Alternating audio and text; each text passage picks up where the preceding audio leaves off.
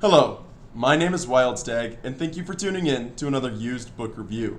Today, I'm going to be covering this book, First Person Rural. Essays of a Sometime Farmer by Noel Perrin. First Person Rural is a collection of essays published in 1978. The foreword opens like this. Imagine a large family gathering, something like the one Robert Frost describes in The Generations of Men. Here are a couple of cousins who have never met in their lives before. One is a teacher in New York with a summer place in the Berkshires. The other has lived in Vermont all her life. Over yonder are four bearded brothers, talking as busily as if they hadn't just seen each other at the Grange meeting 3 days ago. The fellow in the plaid pants is Uncle Philip from Hartford, Connecticut. He sells life insurance, belongs to the $1 Million Club. He is talking to Cousin Sarah, who raises hens. This book is a little like such a gathering. The essays in it come from many places and range from intensely practical to mildly literary.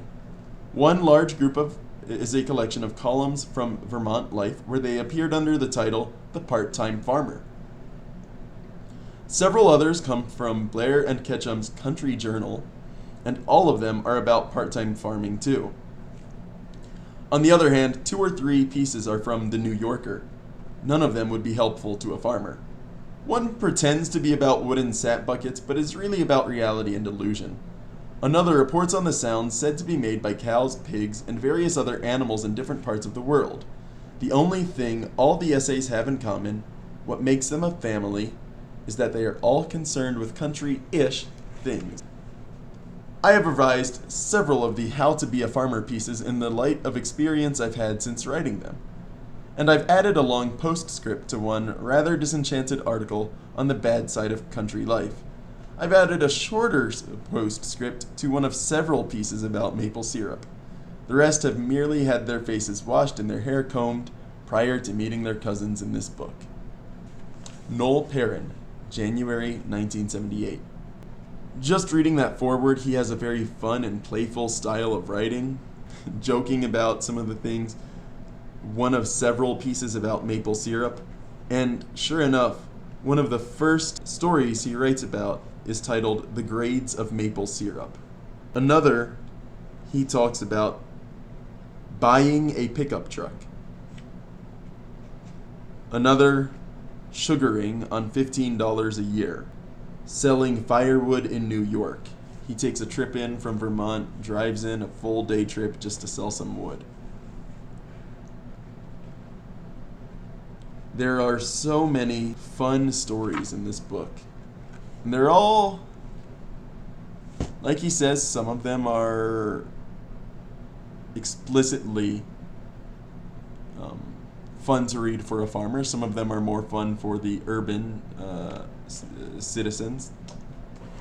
But all of them are country-ish. And as someone who grew up in a suburb and who now lives in a small city, a small town, that's the kind of life I never really had, and so being able to live through it vicariously in a way is something I really enjoy. So I'm going to read part of it, of the first one. A modern farmer is usually as much into the money economy as any bank president. Even in Vermont, the real farmers are constantly converting farm products into dollars. The big event of the month is the arrival of the milk check. If a farmer sells off some timber, it's a cash deal with New England Stumpage, Inc. With some help from the county agent, he computerizes his farm accounting.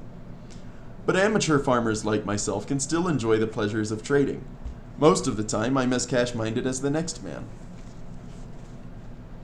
But farming, I hardly soil my hands with money from one month to the next. This past year, for example, my unit of trade has been the fence post. It all began on Christmas Day, 1974. While my wife was in the final 3-hour plunge of fixing dinner, I went out for a walk. Before anyone leaps to conclusions, let me add that she had sent me out to walk. She likes her kitchen undisturbed before major feasts. My walks usually have a purpose. This time I was looking for 3 or 4 long poles to use in a new barway I was planning. Snowshoeing up the back hill into a little worthless corner of my land, I found a stand of hemlock that in 10 years I had somehow never noticed before. There were a dozen big ones, a couple of feet in diameter, and then several hundred smaller ones, crowded so close together that they were killing each other.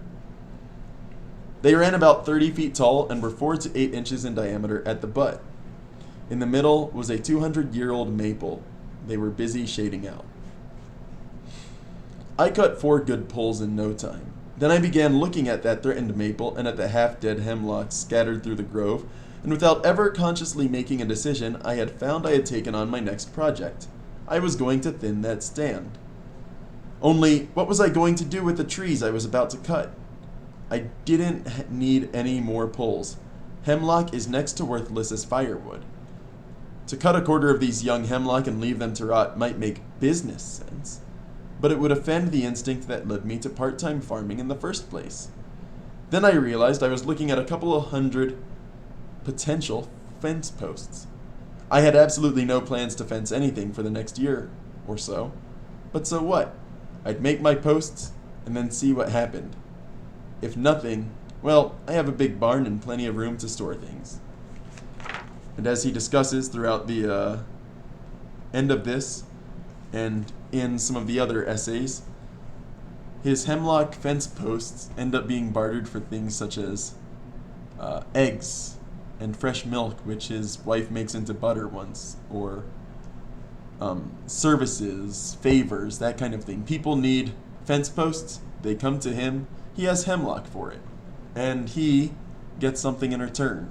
He's not a full-time farmer, he's not a logger of any sort, he's a part-time everything. A part-time writer, a part-time forest thinner, a part-time farmer, a part-time rancher. But he makes do with what he has, and he finds some really special moments within it. One of the other fun sections is the one I read the name to a bit ago, Buying a Pickup Truck. Also, this book is short. It's a collection of essays, and really it's only about 124 pages. One of the ways a newcomer to the country knows he's getting acclimated is when he begins to notice trucks. I say he strictly through obedience to grammar. The phenomenon happens to women almost as much as to men. Under age 25, I'd say just as much. Back in his other life, back when he was urban or suburban, it may have been sports cars that caught the newcomer's eye. Or maybe a showroom full of compacts, fresh and glittering from the factory. Now he finds himself eyeing some neighbor's sturdy green pickup with a big load of brush in the back and wondering how much one like it would cost. Welcome to the club. Pickups aren't necessary in the country, but they are certainly handy. Any rural family that can afford 2 vehicles should probably make one of them a truck. And it is quite possible to have a truck as a family's sole transportation. It is also quite economical since pickups begin almost as cheap as the cheapest cars and go up in price, size, and quality at the same rate cars do, except that about halfway up the car price range you have reached the most expensive pickups there are. What's handiest about pickups is their versatility. First, obviously, in load. Second, in range. Even without 4-wheel drive, a pickup is a great deal freer than most cars to leave roads and drive over fields. Third, a pickup is versatile in function. Besides its truck role, a pickup can do anything a car can do. It can drive you to work, usually no more gas than a car, and when you arrive, it will not only park in the regular lot, it will do so in a smaller space than a Cadillac or an Oldsmobile. And then he goes on talking about what size pickup truck you want. Maybe you want a 1-ton, a half-ton, 3/4 ton. Maybe you want a Ford, since you're always going to find parts for that, part stores for it. Of the 3 styles, one can be dismissed right off. This is the tarted up and chromed up half-ton, which attempts to pass itself off as a car. Chevrolet calls it El Camino. Others have equally foolish names. He also talks about maybe you want a Toyota, since they're reliable, but they are foreign, which means you'll have to drive further to get them worked on. It's really just entertaining, him going over how many different factors there are in buying a pickup. And then he closes it with, "But just a basic pickup is machismo, or feminismo, enough. In fact, I can think of just one problem.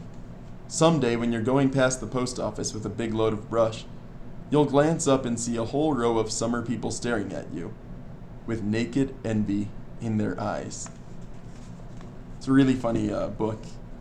He has a sequel to this one, Second Person Rural. I don't know if there was ever a third one. I've never looked it up. They're just really fun to read, and I think if you have the time for 124 pages of content, I'd look for this. Only if you think you're the type for these country-ish style articles would I say really search it out and buy it new or used online. But if you find it at the used bookstore, I'd definitely buy it. First Person Rural has been set in linotype Jansen, an old-style face first issued by Anton Jansen in Leipzig between 1660 and 1687, and typical of the Low Country designs broadly disseminated throughout Europe and the British Isles during the 17th century. The contemporary versions of this eminently readable and widely employed typeface are based upon type cast from the original matrices now in the possession of Stempel Type Foundry in Frankfurt, Germany. The book has been printed and bound by Haddon Craftsman. That kind of text at the end of a book is just always nice because you get to learn about how it was made, its history and context. I love this book. As you can see, it's torn. The lining has been torn from use. I've got my money's worth out of it. And I think you will too. My name is Wildstag, and thank you for tuning in to another used book review.